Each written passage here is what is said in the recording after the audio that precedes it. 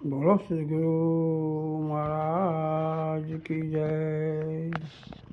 हे गुरु पद पंकज पूजता हे 14 लोक पूजाय। श्री वीरांची शारदा सद्गुरु तणा जस गाय।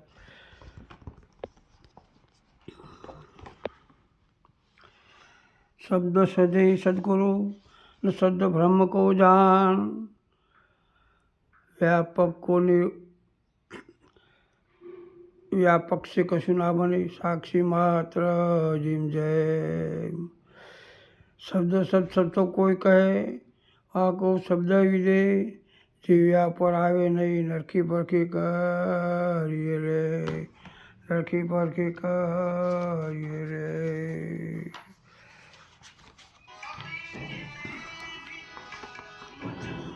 अस्थि भाती पीरे सिंधु को नाम रूप जंजाल विखिति आत्मस्वरूप रिज वहे तत्काल।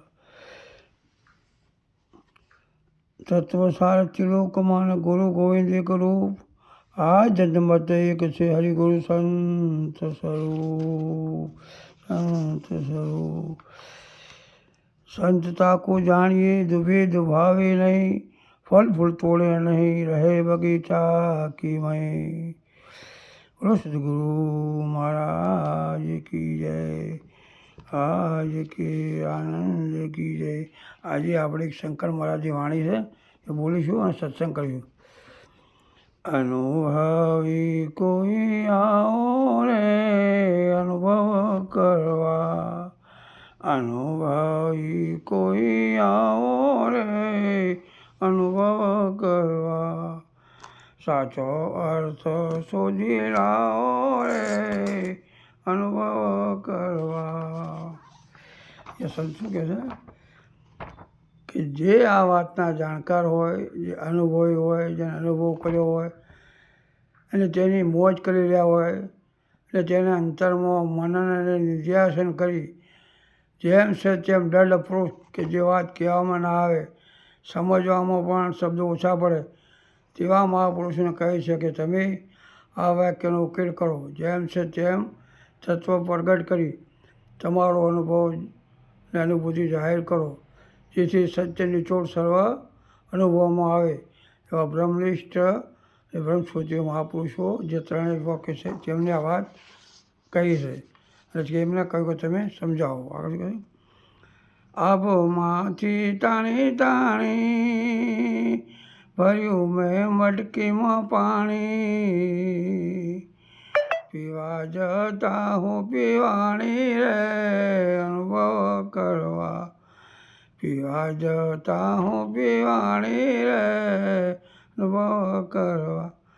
આબ એટલે અવકાશ કે જે આ ભૂમિ પર મહાપુરુષો પ્રગટ સગુણ સ્વરૂપે થયા તેમનો જે કહેવાનો સ્વરૂપ વિશેનો જે વચન હતા તે વચન મેં મારા હૃદયમાં સ્થિર કર્યા ને તેની મને આનંદની લહેર ઉભરાતો હું ને મારો જે દેહ ભાવ હતો તે બાદ થયો ને વિદેહ ભાવ પ્રગટ થયો અને જ્યાં દ્રષ્ટિ પડે તો મને મારા દર્શન થવા લાગ્યા બીજું કોઈ નજર સમક્ષ આવતું નથી જ્યાં જોઉં છું તો મને પોતાનું સ્વરૂપ પરમ તત્વ જ દેખાય બીજું કોઈ દેખાતું નથી। તવા ઉપર ચૂલો મેલી પકાવી મેં રોટી પહેલી પછી ખાઈને બની ગયેલી રે અનુભવ કરવા। પછી ખાઈને બની ગયેલી રે અનુભવ કરવા। અંતસ્કરણ રૂપી તવામાં શુદ્ધ ચિદાકાશ કુટસ્થ ચેતન રૂપી ચૂલો મૂકતા એટલે કે કુટસ્થ ચેતન અને ચિદાકાશ રૂપી આભાસ અને ચેતનવર્તી રૂપી રોટી પહેલાં ચેતનવર્તી રૂપી રોટી પહેલી જેમ છે તેમ શેકાતો એક અનુભવ થતો હું એટલે કે બ્રહ્માકારવર્તી પ્રગટતો હું આનંદ વિભોર બની ગઈ કેવું થઈ આનંદ વિભોર બની ગઈ પછી કહેવામાં શબ્દો કે વાણી રહી નહીં કેવી થવી આખા પદમાં આવી ગઈ કારણ કે તે બોલાય એવું નથી વાણીમાં આવે એવું નથી એટલે આ વાક્ય વચ્ચે એ વાતને સમજી અને જે છે તેમ તત્વ મને સમજાઈ ગઈ। ખાડણિયાએ મને ખાંડી તારી ઘંટી ગાવા લાગી. સતા જાણીએ હું તો રોંડી રે અનુભવ કરવા. સતા જાણીએ હું તો રોંડી રે અનુભવ કરવા. વિવેકરૂપી ખાણિયામાં શુદ્ધ બ્રહ્મવર્તીમાં શબ્દને સુતાર સૂક્ષ્મ ખંડાવાથી એટલે કે મનનને વિચાર કરવાથી એટલે મનન કરવાથી મારું નિજ સ્વરૂપ અનુભવમાં આવ્યું અને મનોરાજ્યનો લય થતો જીવપણું નાબૂદ થયું કે જે જીવ છે તે જ શિવ સ્વરૂપ નક્કી થતો મારો દેહ ભાવનો લય થયો એટલે કે હું રોંડી એટલે કે દેહ ભાવનો લય થયો અને નિજ સ્વરૂપમાં આબાદ થઈ મોજ કરવા લાગી. જેમ છે તેમ મારા સ્વરૂપમાં આવી સર્વસ્વ જ્યાં જોવું તો મને મારું જ સ્વરૂપ દેખાવા લાગ્યું. જેમ કે જ્યાં જોવું તો સમુદ્ર અને લહેર અને પાણી બંને એક થતાં પાણી જ પાણી એમ મારું સ્વરૂપ થતાં ચૈતન્ય જ્યાં જોવું તો ચૈતન્ય સિવાય બીજું કોઈ દેખાતું નથી. શંકરની એવી વાણી વેદ પણ ભરે પાણી રાખમાંથી બની રાણી રે અનુભવ કરવા. રાખમાંથી બની રાણી રે અનુભવ કરવા.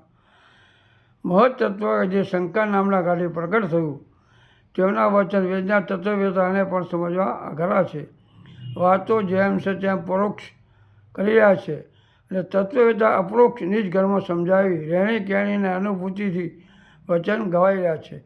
રાખમાંથી બની રાણી એટલે કે તે વર્તીઓને દેહ મન આત્મા વગેરે હું ને મારાથી કોટાઈ હતી તે વર્તીઓને આવા સંતો મળતા ભ્રમ રસમાં તરબોળ કરી દીધી. દેહ ભાવ બાદ કરાવી દીધો અને જેનો મને આ દેહનો ખ્યાલ નહોતો કે અમોજા સર્વ જગતમાં વ્યાપક અને આત્મા સ્વરૂપે સત્તાને સ્ફૂર્તિ આપી રહ્યા છે એવી સાચી સમજ આવતો બ્રહ્માવર્તી પ્રગટતો પોતે જ સર્વમાં અને સર્વ તેનામાં દેખાવા લાગ્યો. દેહ છતાં વિજયપણે રાણી બની એટલે ગુરુ વચનમાં માલવા લાગી જેનું આગળ વર્ણન થયું નથી. કારણ કે જેમ છે તેમ સમજી જતો પોતે પોતાના સ્વરૂપમાં આરૂઢ થઈ ગયા અને પછી જમજ્યા પછી કોઈને કંઈ કહેવાયું નથી. કારણ કે પોતાના સ્વરૂપમાં કંઈ જ પણ બની શકે એવું નથી.